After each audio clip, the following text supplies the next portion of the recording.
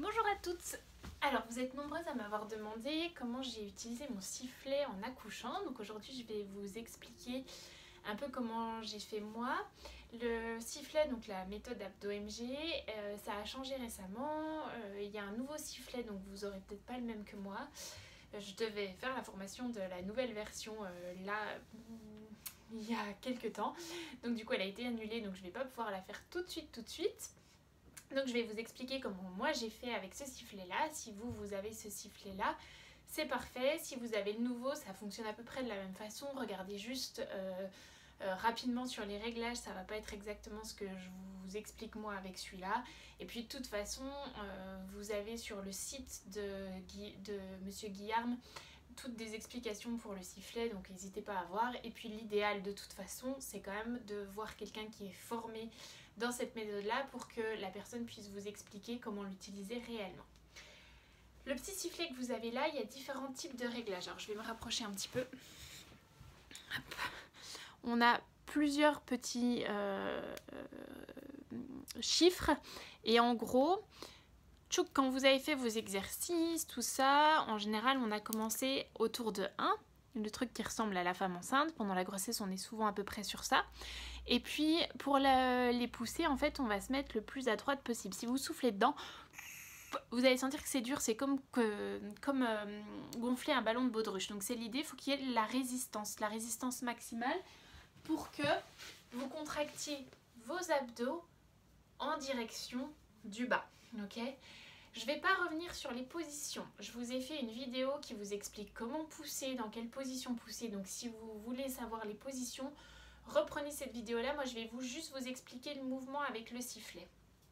L'idée, donc, c'est d'être sur cette résistance maximale, là, le plus fermé possible si vous voulez.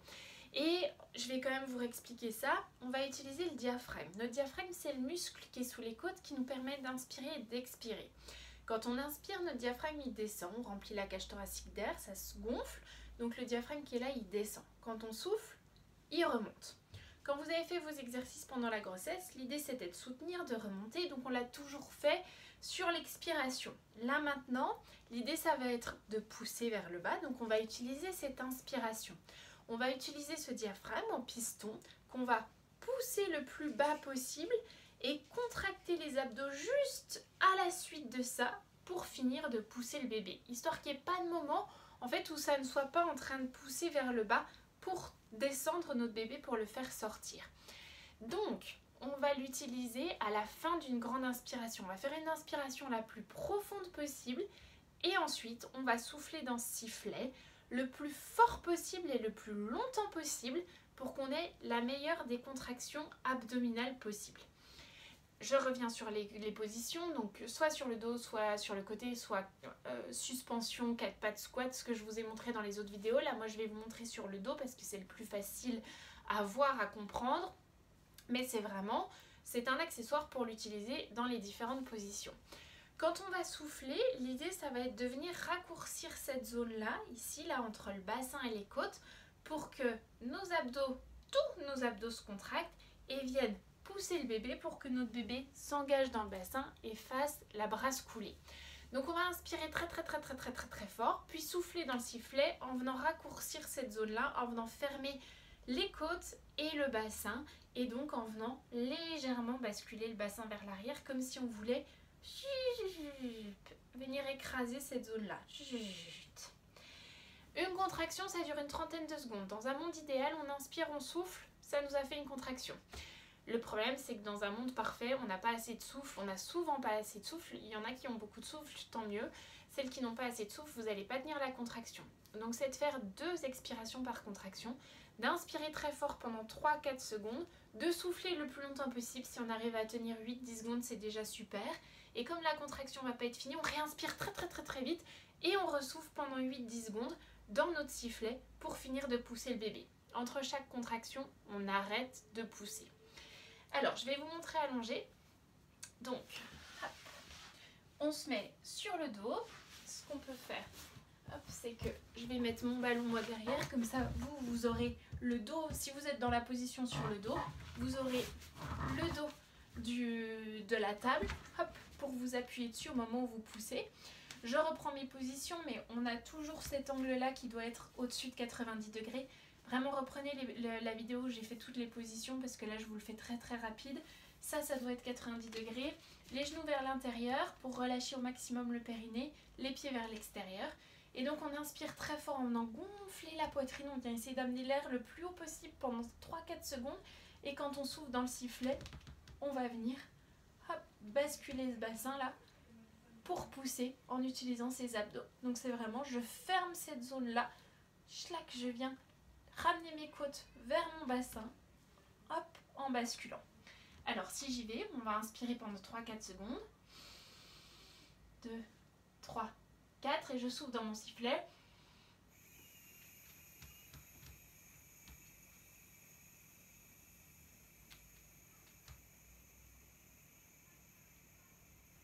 Et on réinspire.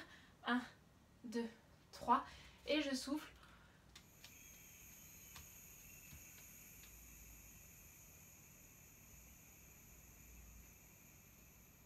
Et je relâche. J'attends que la contraction suivante arrive. Donc vous avez bien vu, j'inspire, je souffle dans mon sifflet qui est en résistance maximale en venant fermer cette zone-là. Donc ça va automatiquement basculer un petit peu mon bassin. Et puis, en même temps que ça, j'ai les genoux qui se touchent mais qui ne se contractent pas. Et je viens pousser en direction du bas. Mon périnée est relâché, je ne viens pas essayer de le contracter. Je le laisse suivre le mouvement, ce périnée, je le relâche. Et là, je viens pousser ici.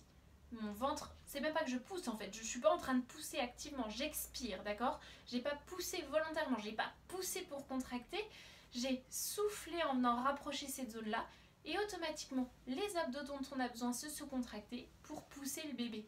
Je suis pas en train de pousser tout ce que je peux, j'ai pas bloqué ma respiration, je souffle et en soufflant, poup, j'ai contracté ici et donc mon bébé peut s'engager. Et ça, on le répète autant de fois que nécessaire. C'est pas parce que on a ça que la position va être la bonne du premier coup.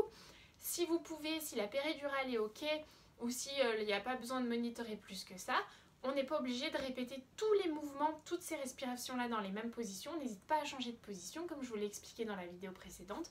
On tourne pour que le bébé puisse s'engager correctement.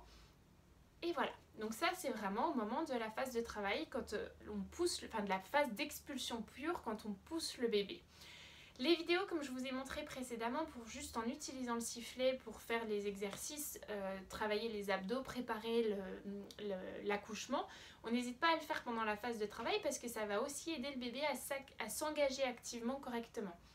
Mais ça là, cette inspiration pendant 6-7 secondes où j'expire et je viens contracter ici en rapprochant cette zone là, en venant fermer ici et en emmenant mon bébé vers le bas, et ben c'est au moment des contractions. Donc résistance maximale, 3-4 secondes d'inspiration, je souffle dans mon sifflet le plus longtemps possible et le plus fort possible en rapprochant ici.